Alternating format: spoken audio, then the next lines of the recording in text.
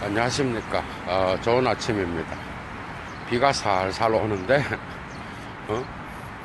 예도는 겟세마네라는 제목으로 오늘 강좌를 열겠습니다. 겟세마네를 통하여 온유라고 하는 개념, 온유의 극치, 예도가 이 강좌를 준비했어요. 성서에 보면 그 야훼는 모세에게, 그죠? 모세에게 온유한 사람이라고 말을 하죠, 그죠? 우리는 온유라는 이 개념을 주로 부드럽다, 그 다음에 또 숙일 줄 안다, 또 성품이 부드럽다, 뭐 이런 개념으로 우리는 알고 있습니다. 뭐 유순한, 또 모든 수식어를 다 붙일 수 있어요. 그래서 우리는 온유한 자 그러면 대개는 그런 부드럽고 겸손하고 또 자기 자신을 낮출 줄 아는 그런 사람, 그죠? 그래서 정말 겸손한 그런 사람들, 그런 사람들을 우리는 온유한 사람. 그래서 이 온유라는 말은 우리가 또한 예수 그리스도에게 이 단어를 덧입힐 때가 아주 많습니다, 그죠? 이 말을 잘 또 살펴보면 우리는 주변에서 온유한 사람을 자주 만날 수 있죠. 온유라고 하는 거, 그죠? 상당히 어려운 개념입니다.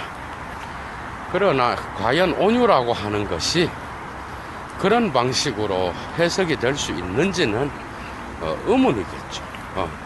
모세는 결코 부드럽고 그 다음에 자기 자신의 성서를 읽어볼 때 겸손하고 그런 자가 아니었죠. 우리가 볼 때는, 우리가 생각하는 그러한 성서의 이야기는 우리가 생각하는 동양 전통의 어떤 그러한 덕목의 온유라는 말을 써서 성서의 모든 그 주인공들의, 그죠? 그러한 사람들에게 갖다 붙일 수 있는 그러한 개념이 아니라는 거. 오늘 그것을 예도는 주로 살펴보겠습니다.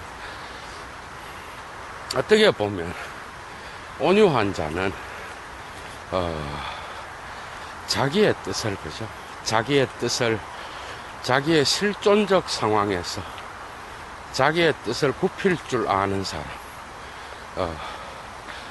약간 좀 부드럽다. 그냥 부드럽고, 어떤 성품 자체가 편안하고, 그죠? 그런 사람을 우리는 온유라고 말하지만, 예도가 볼 때, 예도는 겟세마네 동산에서 최고의 온유의 극치를 발견합니다. 그래서 온유한 자라고 말할 때 우리는 모세의 삶을 한번 우리가 되돌아볼 수가 있습니다. 모세는 자기의 어떤 삶에서 온유한 자로서, 그죠? 모든 삶에서 부드럽고, 그죠? 편안하고, 그 다음에 우리가 생각하듯이 유순하고 그런 수식어를 붙일 수 있는 인물이 결코 아니라는 거예요. 그는 상당히 어떻게 보면 기지가 넘치고 또 소심한 부분도 있고, 그죠? 어떻게 보면 바로 앞에 갈 때도 두려워했고 인간적인 면이 있지만 출애굽 이후에 모세의 어떤 그러한 성품은 특별하게 특히 야훼의 말씀을 어긴다든지, 또 백성들이 이스라엘 백성들이 자기의 어떤 그 말보다는 야훼의 말을 어겼을 때, 그는 과감한 어떤 그 결단이나 조치와 함께 자기 성품의 어떤 그런 혈기라든지, 그 다음에 또 자기 속에 나타나는 그러한 분노, 이런 것들을 절제하지 못하는 그런 광경도 우리는 무수하게 이야기 속에 나타나 있지 않지만 모세의 성품을 볼 수가 있습니다. 그죠? 상당히 급하고, 그 다음에 불과 같은 그러한 성격도 모세에게는 있었다. 그러나 야훼는 그를 온유한 자라고 말합니다. 백성들 앞에서 그를 변호하고, 모세는 온유하다. 그게 히브리어로 우리나라 말과 동일하게 사용될 수 있는 건지는 모르겠지만, 어쨌든 온유한 자라고 표현하고 있다라는 거죠. 성서에 나오는 많은 인물들이 이러한 온유에 갇힐 수 있는, 우리가 생각하는 그러한 인물은 제가 볼 때 단 한 명도 없다라는 거죠. 단 한 명도 성서에 다니엘이라든지 또 무수한 그러한 우리가 사용하는 그냥 단순히 그 부드럽다, 그 다음에 또 유순하다, 겸손하다, 우리가 생각하는 그러한 동양적 덕목을 갖다가 그 성서에 나타나는 그런 인물들에게 적용시켰을 때 과연 예수가 온유한 자였는지 여러분들이 한번 생각을 한번 해보셔. 그래서 예도는 그 온유라는 개념을 바꿔버립니다. 어떻게 바꾸는가 하면은 실존적 상황, 죽음과 그 다음에 자기의 실존의 죽음 앞에서, 고독 앞에서 보다 더 큰 뜻을 위하여 자기의 개인의 영달이나 그 다음에 자기의 개인의 어떤 그 꿈이나 야망을 숙일 수 있는 자, 이런 자가 온유한 자다. 저는 그것을 겟세마네 동산에 예수의 기도 속에서 발견했습니다, 여러분. 그래서 오늘 제목을 겟세마네 온유의 극치라는 제목으로 강좌를 열고 있는 겁니다. 그러니까 여러분 한번 생각을 해봐요. 그냥 부드럽고 유순하고 편안하고 이런 사람이 온유한 자라고 했을 때 이것도 포함하겠죠, 물론. 그러나 단순히 이런 수식어들로 온유라는 성서의 개념을 전부 다 설명하기에는 상당히 난센스라는 거야.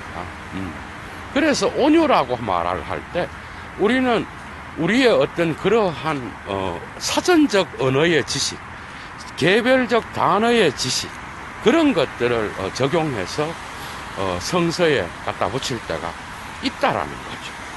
대부분의 목사들의 설교에서는 온유를 이런 방식으로 설교합니다. 온유한 주님 이러면서 자기의 어떤 목회를 하다가 힘들게 하는 교인들이 나타났을 때 목사들은 자기의 어떤 그런 상황에서 주님을 닮아서 우리가 온유해져야 된다, 이러면서 참 별 쇼 같은 개소리죠, 그죠? 온유는 그런 뜻이 아니라, 그죠? 결코. 여러분 한번 생각을 해봐. 실존의 상황에서 자기의 십자가를 지고 나를 따르라. 제가 볼 때는 예수는 해체론자. 예수는 결코 전통을 옹호하고, 그죠? 유대교를 파괴하지는 않지만 그 유대 전통 안에 나타나는 그런 무수한 그런 것들을 결코 예수는 그대로 받아들이는 그런 적이 한 번도 없었어. 그런 자가 어떻게 부드러운 성품을 가지고, 자기의 어떤 그러한, 여러분들,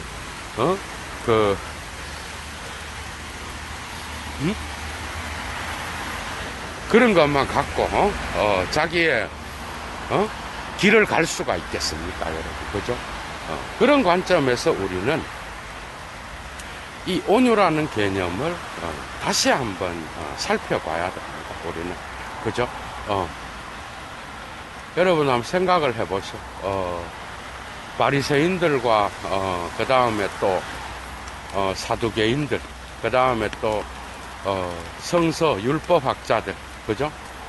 자기 전통에 나타나는 그 유대 전통에서 나타나는 그런 학자들이 예수에게 가서 얼마나 많은 시험을 이야기하고 시험을 이야기합니까? 예수는 단 한 번도 그 시련에서, 그죠? 단 한 번도 그들의 논쟁을 벌일 때 단 한 번도 그 전통을 옹호하는 그런 발언을 한 적이 없습니다. 예수는 해체론자였어요. 어떤 철학자보다도 더 깊고 심오한 수사학을 표현할 수 있는 그런 분이었고, 그런 수사학이 나타날 때 예수는 주변 사람들을 상당히 당혹하게 만들었습니다. 간음한 자가 잡혀왔죠, 그죠? 간음한 자가 잡혀와서 예수에게 뭐라 그럽니까? 이 여자를 돌로 쳐서 죽일까요? 아니면 이 여자를 어떻게 해야 되느냐? 그러니까 예수가 이거 기가 차거든. 그래서 죽이라 그러려고 하니 생명이 어떻게 법은 죽이라고 말하는 거죠. 그러나 예수는 거기에서 기가 막힌 수사학을 표현하죠. 어떤 수사학을 표현합니까? 예수는 죄 없는 자가 돌로 쳐요. 죄 없는 자가 돌로 쳐야 되는데 죄 없는 자가 없거든. 그러니까 어떻게 보면 예수의 그 자기 전통, 유대 전통에 대한 예수의 해석은 정말 탁월했다라고 볼 수가 있는 거죠. 혀를 찌르는 듯한 그러한 어떤 그 발언을 통하여 자기의 어떤 그 상황에서 여자가 나타났는데 간음을 어떻게 했는지, 강제로 당했는지, 그 다음에 그 상황은 전혀 없습니다. 그냥 간음을 하다 현장에서 붙잡혀서 이렇게 돌로 쳐서 죽여야 된다. 여기에서 법에 대한 해석학이 나타나는 겁니다, 여러분. 문자주의자들 있죠? 제일 무서운 게 문자주의자입니다. 법에 어긋나는 자는 다 죽여야 된다. 이런 자들에게는 인간에 대한 어떤 그러한 그게 전혀 없습니다. 인간에 대한 어떤 그 사랑이나 관용이나 그 다음에 문자에서 어긋난 모든 그러한 행위들은 싸그리 다 법대로 처리해서 돌로 쳐서 죽여야 된다라고. 그런데 예수는 거기에서 죄 없는 놈이 돌로 차라 이렇게 말하면서 자기의 그 상황을 그 해석학적으로 문자적으로 해석하지 않고 그것을 문자에 덧입혀서 다른 방식으로 자기의 그 상황을 해석하고 있다라는 거죠. 정말 이거는 엄청난 우리가 엄청난 어떤 그러한 그 해석학적인 그런 상황을 볼 수가 있는 겁니다, 여러분. 그리고 또 그 당시 예수의 시대에는 세금을 냈어, 그죠? 세금을 내야 되는데 유대 전통에다가 세금을 내야 되고 또 한 가지는 식민 시대였기 때문에 로마 정부에게도 세금을 내야 된단 말이죠. 그러니까 또 이 새끼들이 또 찾아와 갖고 전통을 소중히 여기는 전통주의자들, 그죠? 바리새인과 사두개인과 그 다음에 많은 학자들이 또 찾아와서 묻는 거지, 예수한테. 우리가 세금을 로마 황제한테 내야 됩니까? 아니면 그 로마 황제가 아니라 그냥 단순하게 그 뭐죠? 로마 황제가 아니라 하느님께 내야 되느냐? 그러니까 교회에 오늘날로 말하면 세금을 정부한테 갖다 내야 되느냐? 아니면 그 세금을 우리가 오늘날 그 로마 정부에다 갖다 내야 되느냐? 교회에다 갖다 내야 되느냐? 유대 회당에다 갖다 내야 되느냐? 헌금을 해야 되느냐? 세금을 내야 되느냐? 이러면서 예수한테 왔단 말이죠. 예수는 거기서도 탁월한 수사학을 표현하고 있습니다. 그죠? 그게 뭔가 하면은 이런 겁니다. 동전이 두 개, 하나가 앞면과 뒷면이 있지 않느냐? 앞면과 뒷면에는 뭐가 황제의 얼굴이 있고, 앞면에는 또 로마의 회당이 그려져 있든, 어쨌든 동전은 두 개의 그림이 그려져 있잖아요. 앞면과 뒷면을 우리가 다 니네들이 다 얘기한다고 하더라도 반쪽은 가이사에게, 반쪽은 유대 전통의 어떤 그러한 고수하는 자에게 내라 그러잖아. 그러니까 거기서도 이 전통주의 문자주의자들이 예수를 실험했는데, 성서에 보면 세금을 하나님께 내라 그런다 그러거든. 근데 예수는 그것을 황제에게 반을 드리고 절반은 하느님께 드려라. 뭐 이런 얘기로 어쨌든 자기의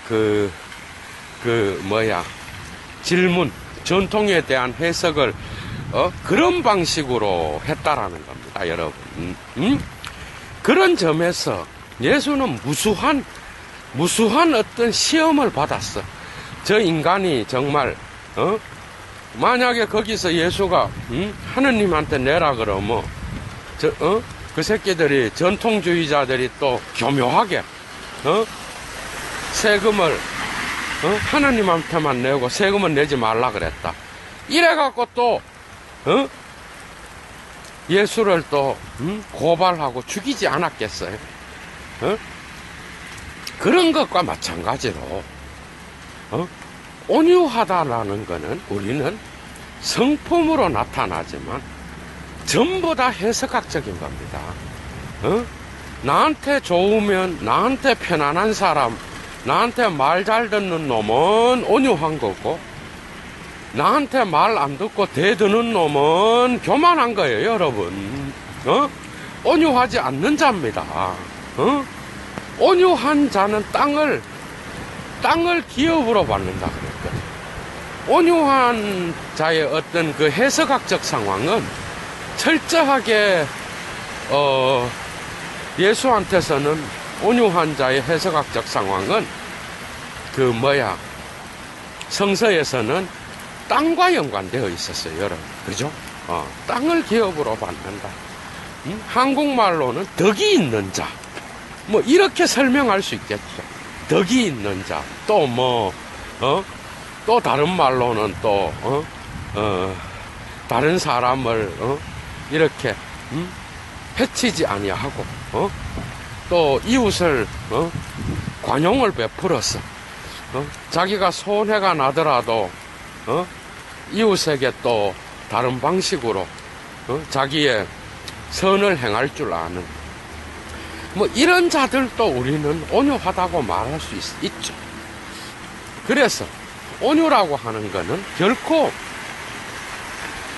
성서적으로나 아니면은 우리나라 사람들이 쓰는 그러한 사전적인 의미로는 도저히 성서에 나타나는 그러한 넓은 지평을 결코 올바르게 해석할 수 없다라는 것을 예도가 여러분들한테 말씀드리는 겁니다. 지금. 그러니까 단순히 부드러운 사람. 그래서 나에게 뭐죠? 나에게 어떤 해를 입히지 않는 사람. 그 다음에 나의 관점에서 좋은 것을 함께 나눠 쓸 수 있는 사람. 또 한 가지는 나 자신의 어떤 그러한 관점에서 저 사람이 부드럽다라고 인정되고 편안하게 해주는 사람. 이런 사람은 내 주변에서 내가 개인적으로 온유하다라는 말을 쓸 수 있는 자겠죠. 그런데 문제는 뭔가 하면은 이러한 온유라는 말을 썼을 때, 그럼 여러분들 한번 생각해봐. 니체가 도덕의 계보학에서 좋다라는 말을 쓰잖아요. 좋다. 여러분, 좋다. 좋고, 그 다음에 나쁘다. 이 말을 쓸 때, 한번 생각을 해봐. 좋은 게 뭐야, 좋은 게. 좋은 건 나한테 좋은 거죠.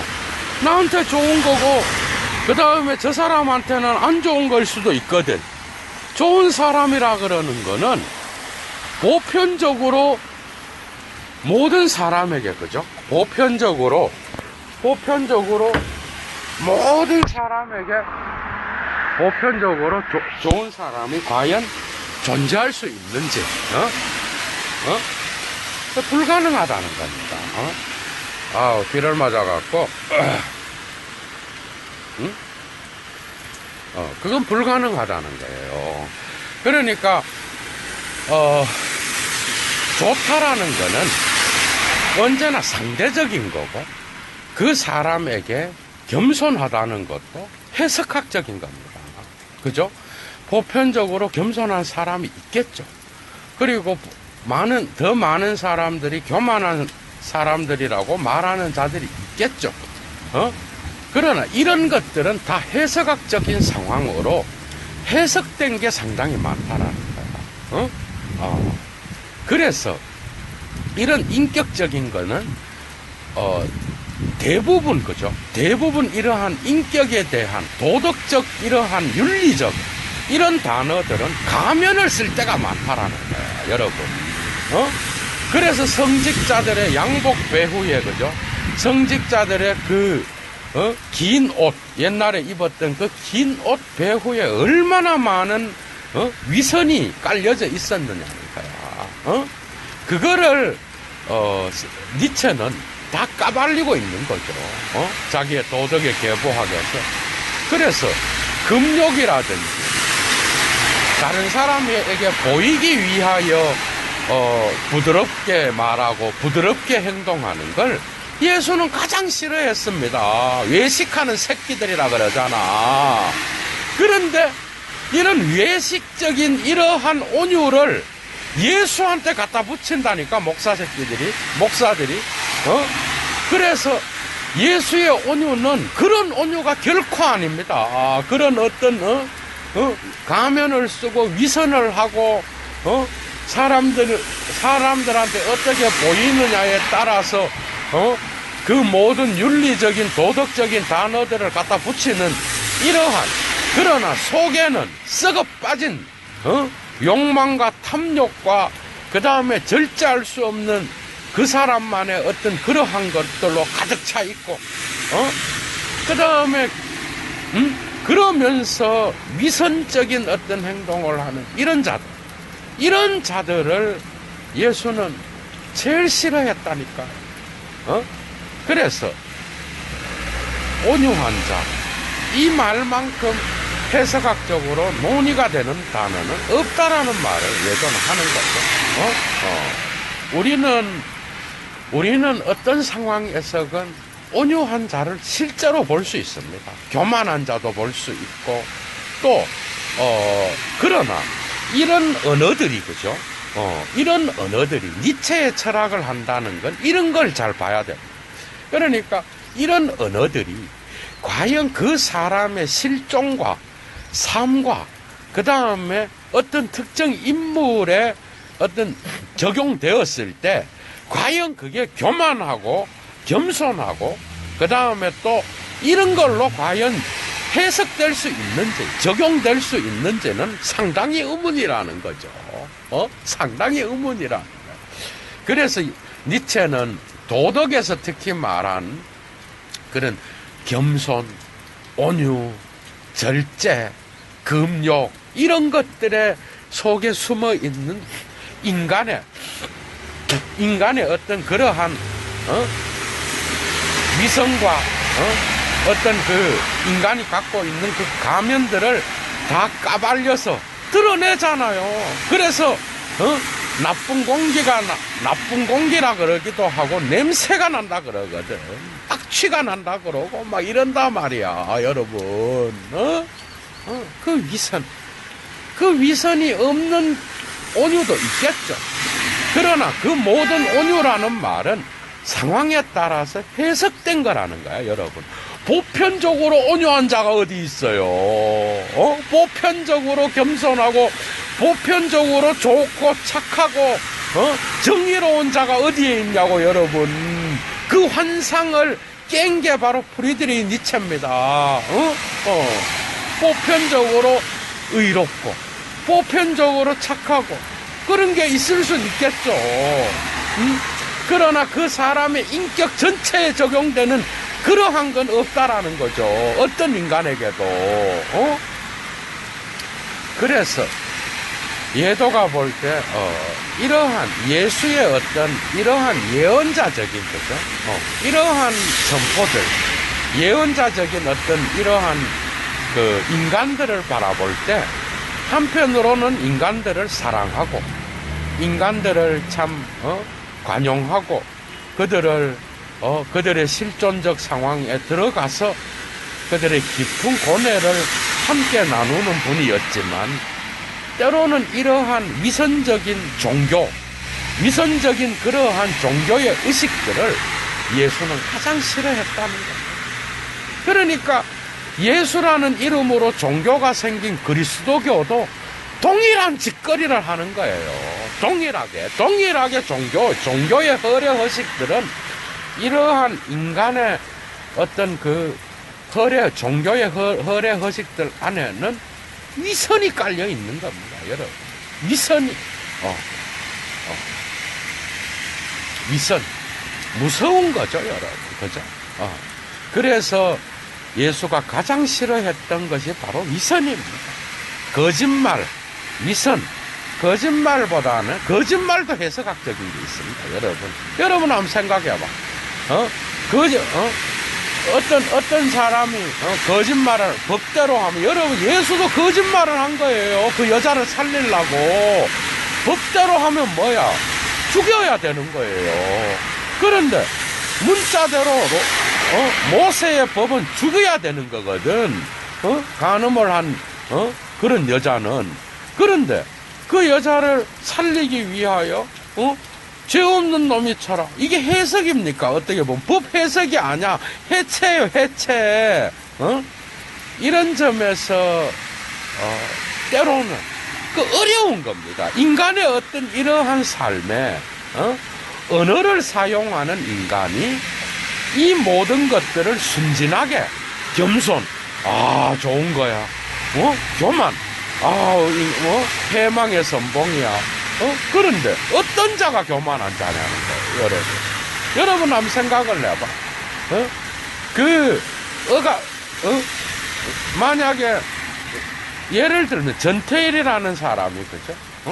노동의 어떤 그러한 사회적 구조에 저항해서 여러분, 자기 자신의 어떤 그러한 그 고통 가운데에서 노동자의 어떤 위치로서 그 정부라든지 기업가라든지 그런 데에 저항을 했다 그래봐. 여러분들 프랑스 혁명을 일으켰던 무수한 그 귀족과 그때까지의 어떤 그러한 그 뭐야, 지배계급에 대해서 저항한 자, 이 교만한 자겠네, 그러면. 교만한 자가 이런 자들입니다. 지배자야 볼 때는 이 새끼들이 교만한 자고 죽여야 될 놈이겠죠. 그런데, 과연 그걸 그런 방식으로 해석할 수 있느냐는 거야. 해석학적인 거라는 겁니다. 모든 용어들이. 그래서 우리는 지네들끼리 사용할 때는, 겸손하고, 부드럽고, 그죠? 그런 게 있겠죠, 실제로.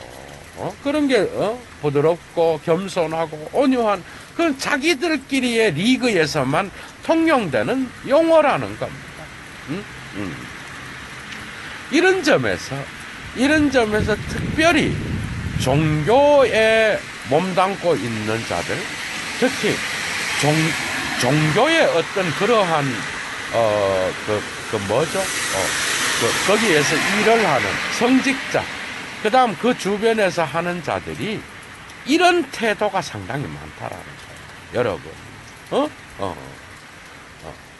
그래서 그 위선은 언제나 치료가 돼야 되는데, 그것은 바로, 우리가 생각하는 그러한 그 용어로 타자를 재단하고, 그죠? 타자를 교만과 또 타자를 겸손과 오만 것으로, 거짓된 것으로, 종교적 언어들을 덧입혀도 그거는 지네들끼리 그 말을 사용하는 자의 리그에서만 통용되는 언어라는 겁니다. 결코 이것이 사회적으로 변질되었을 때 그런 용어들은 상당히 어려워진다라고 말할 수 있습니다.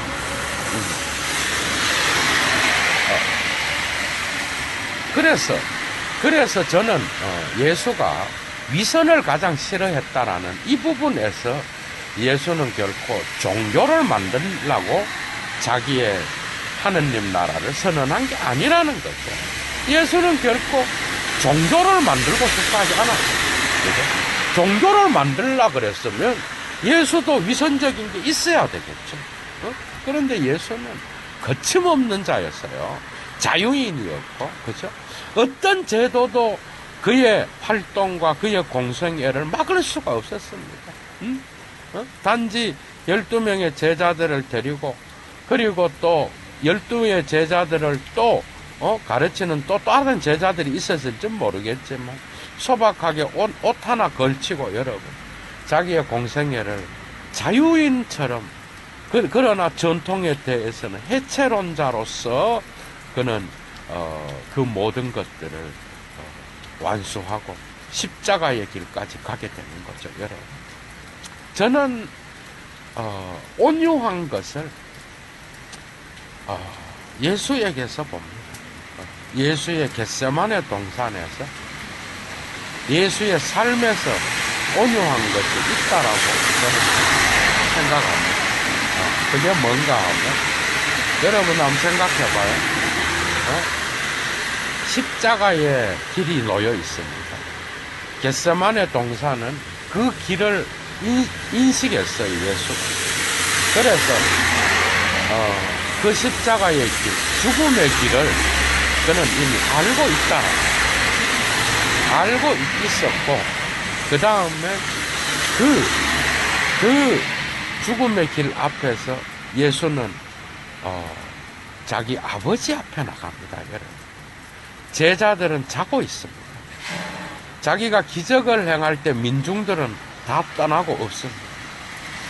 이제 체포되어서 그는 십자가의 길을 자기 눈앞에 두고 있는 거죠. 그죠? 그런데 예수는 그 실존적인 죽음의 길 앞에서 어떻게 보면 자기가 일평생 동안 기도를 했을 때 응답해 주었던 그 자기가 아버지라고 부르는 그 신 앞에 조용하게 엎드려서 기도를 하기 시작합니다. 그러면서 아버지라고 부르는 거예요. 그 신을, 그죠? 아버지, 내가 이 잔을 마셔야 됩니까? 이 잔을 마시지 말아야 됩니까? 아버지의 뜻이 어디에 있느냐? 예수는 인간이었어요. 여러분 생각해봐. 예수는 여러분들과 같이 동일하게 여러분들처럼 봄 되면은 예쁜 꽃을 보고 싶고, 여름이면은 들어가서, 그죠? 어디야? 계곡 같은 데 가서 제자들이랑 차가운 물에 들어가서 시원한 걸 맛보면서 살고 싶었겠죠. 예수도 인간이라 말입니다, 여러분. 예수가 신이면은요, 십자가는 아무런 의미가 없습니다. 그래서 신학에서 비가 그쳤습니다. 비가. 그래서 신학에서 여러분, 신학에서 예수가 인간이냐 신이냐를 놓고 엄청 그 초대교회에서 힘들어합니다. 신이자 인간이다. 씨발. 이지라라고. 그러면 여러분 한번 생각을 해봐. 그게 말이 안 되잖아. 신이라 그러면 다 아는데 왜 땀을 뻘뻘 흘리고 가서 기도를 하느냐고요. 고통과 인간이 되어서 인간이에요. 인간으로서 그는 그 모든 것들을 다 경험한 겁니다. 그래서 아버지가 그날따라 지금까지, 그죠? 모든 것에 응답해주고 기적도 일으켜주고 자기가 하는 모든 것에 기도할 때마다 응답했던 그 아버지가 침묵을 하는 거야, 여러분. 아무런 말이 없는 거예요. 그 침묵 속에서 예수는 또 한 번 묻습니다. 아버지, 내가 이 길을 가야 됩니까? 이 잔을 마셔야 됩니까? 아니면 안 마셔도 됩니까? 나는 잔을 마시는 걸 원하지 않습니다. 그런데 기도가 2번, 3번 되면서 예수는 아버지의 뜻을 알게 되는 거죠. 그 침묵 속에서, 그죠? 그래서 예수는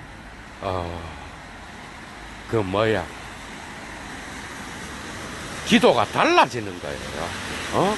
자기가 원치 않는 잔이라 그랬다가 2번째, 3번째로 두 번째로 가면서는 아버지의 원이라고 한 다음에, 아버지의 뜻이라고 한 다음에 내가 기꺼이 달게 그 잔을 마시겠다. 여러분, 수동성에서 능동성으로 바뀌는 거죠. 그죠? 저는 여기에 온유의 극치가 있다고 봅니다. 여러분, 이해가 됩니까?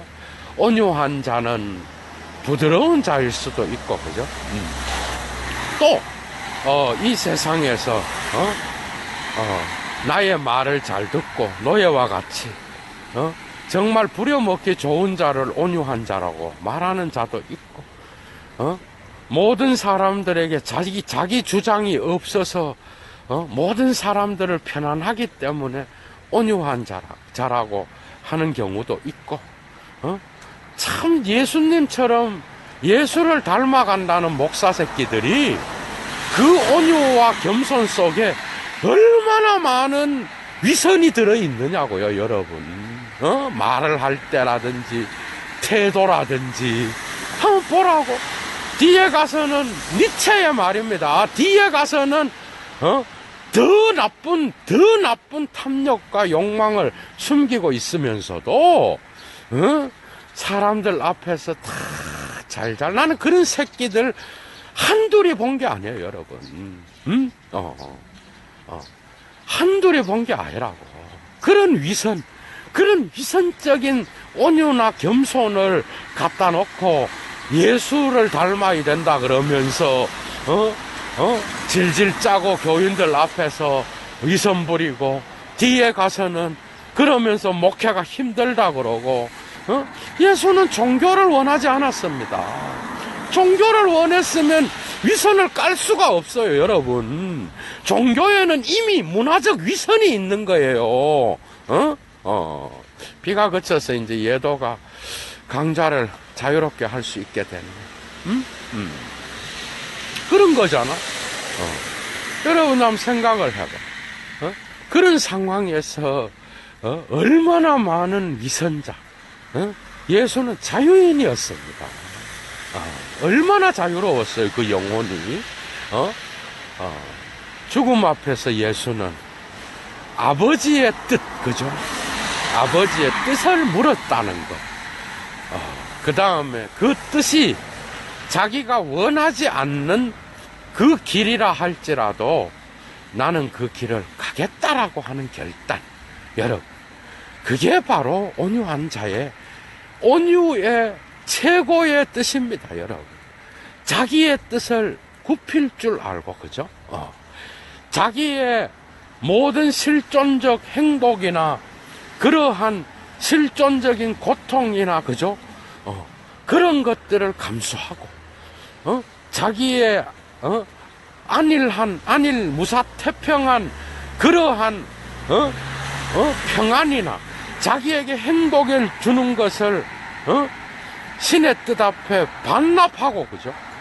그리고 신의 뜻, 그 뜻이 뭔진 모르겠지만, 어쨌든 십자가의 길을 가는 것, 그리고 모든 사람이 그를 배신해도 그는 그 길을 가는 것, 그것을 겟세마네 동산에서 예수는 자기의 기도 속에서 보여주고 있습니다.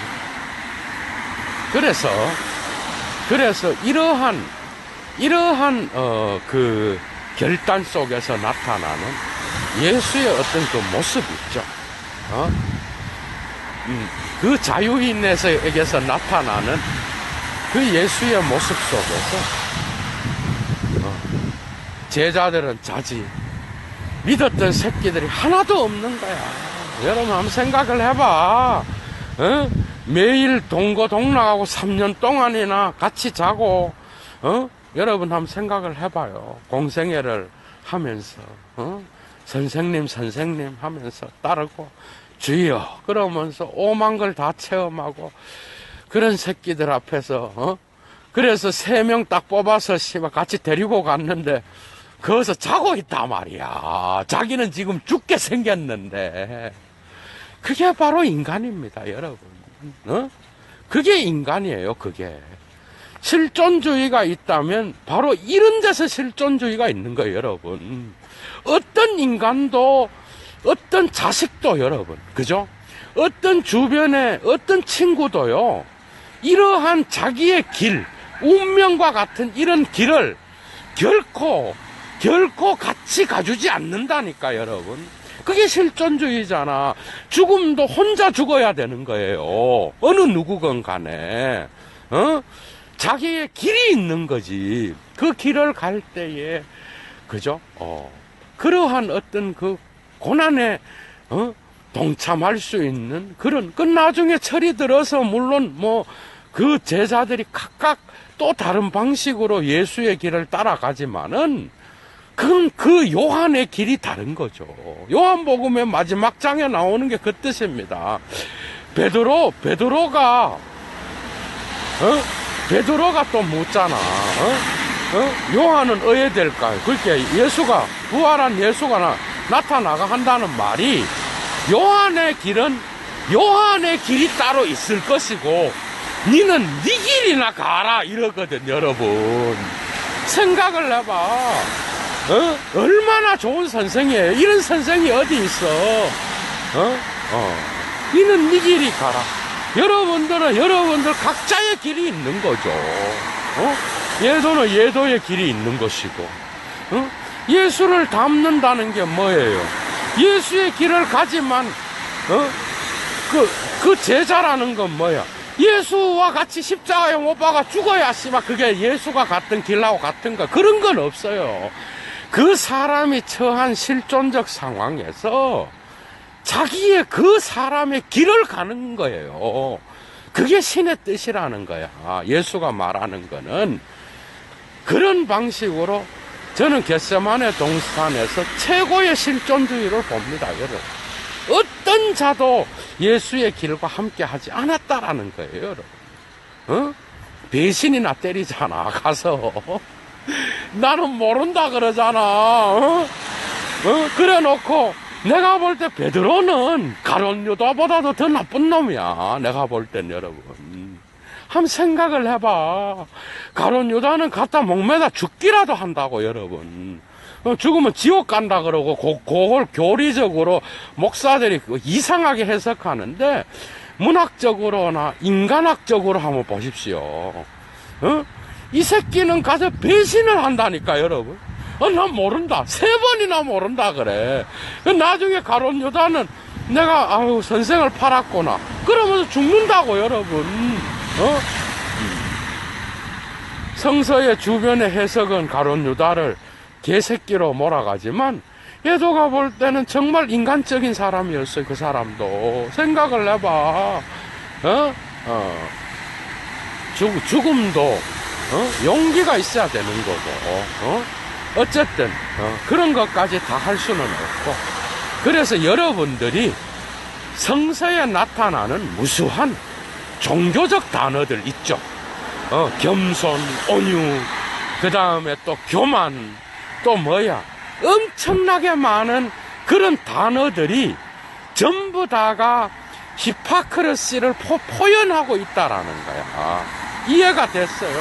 위선이라고 위선의 어떤 그러한 행위를 표현하고 있으며, 그 단어 배후에는 무의식적으로 엄청난 욕망과 거짓된 것들, 정말 더럽고 초악한 것들을 갖고 있다라는 거죠, 여러분.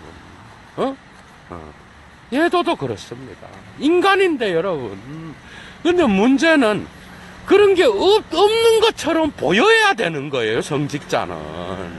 그러니까 거기에서 끊임없는 정신분석학적인, 정신분열적이고 편집증적인 것이 표현될 수밖에 없다라는, 인간은 그렇게 살 수가 없다라는 거예요. 단지 노력할 수밖에 없고, 조금 더 윤리적인 사람은 있을 수 있겠지만, 윤리 배후에 인간에 대한 그 저변을 볼 수 없는 그런 자는 제가 볼 때 성직자가 되어서는 안 된다고 봅니다. 이해가 돼요? 문자주의자나 윤리주의자는요, 성직자가 되면 안 됩니다. 왜? 인간을 모르는데, 인간을 모르는 자가 성직자가 돼서 문자주의적으로 죄 지은 놈 정죄나 했었고, 알고 보면 지가 더 큰 욕망과 더럽고 추악한 걸 갖고 있을 수 있거든. 여러분 한번 생각을 해봐. 그래서 니체의 철학은 어떻게 보면은 이러한 위선적인 이런 것들을 까발리면서 그것을 치료하는 언어의 철학,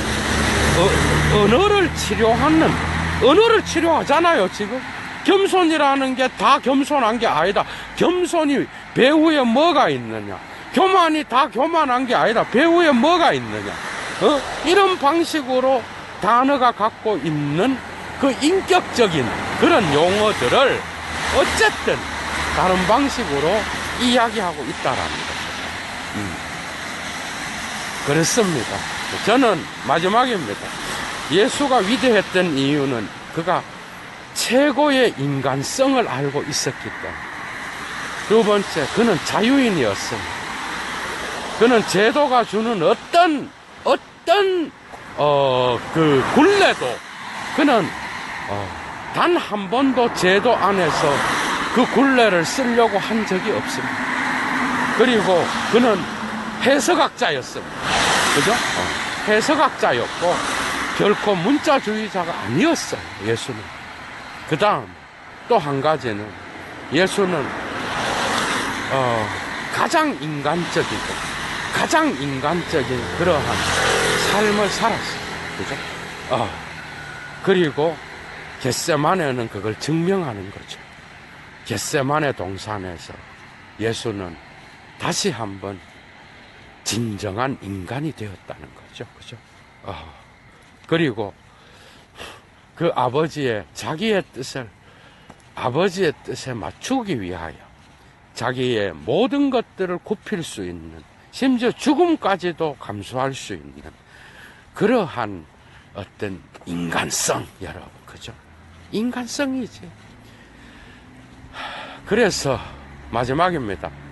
그래서 예수의 십자가의 옆에 달려있던 강도나 예수의 십자가상에서 주변에 있었던 자들이 그래서 이러한 것들을 보고 예수를 하느님의 아들이라고 불러주었습니다.